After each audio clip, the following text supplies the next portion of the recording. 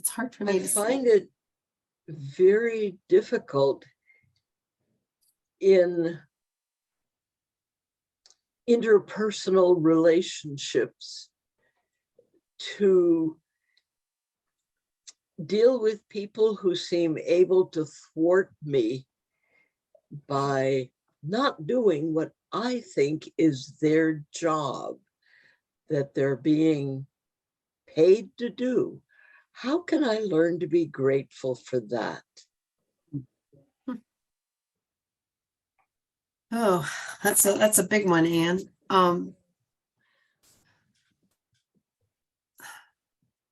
They're on a metaphysical, spiritual plane. On any level. Yeah, well, I think on the physical, it's making sure that expectations are understood, and depending on whether you pay them or it's volunteer, you have ways to work with that. But from a metaphysical standpoint, if this is my own experience, if someone in my life is not doing what I feel is needed to be done in the time frame I need to do it, I go into prayer. I go into prayer knowing that there, whether it's this person or someone else, that there is the right resource to get done what I need to get done. And I see that being done. And either that person, we come to some mutual agreement that they're not the right person, or that they step up to the plate. And if they move out of the way, someone else comes in.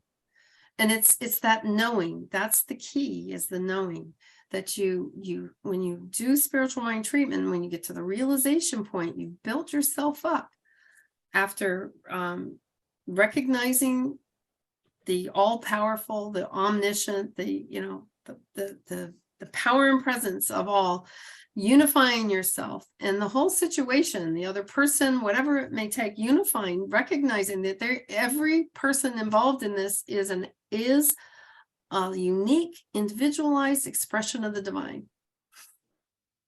And then with conviction, with passion, with fire, with knowing, stating what it is that you know is truth.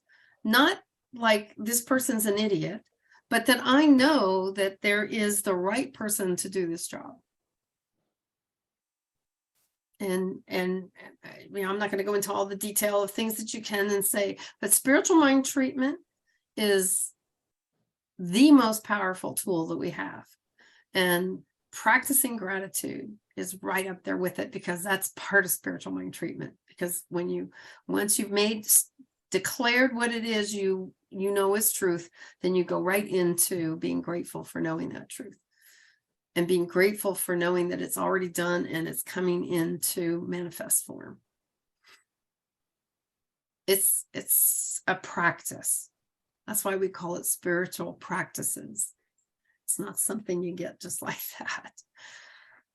I think I'm struggling with this because practice implies some sort of action, repeated action. Mm-hmm.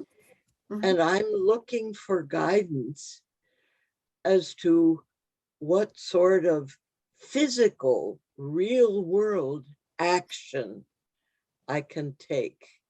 It seems as though simply accepting reality that is not the way I want it to be is a very passive thing to do. And I really don't want to be passive about all the undesirable things that are occurring. How do I put that into action? Well, again, a consultation with a practitioner would be perfect for you on this. We'll do it then. Thank you. And what I would say is there's a saying that you hear all through, and all of the practitioners here know it for sure, and there's others that do too.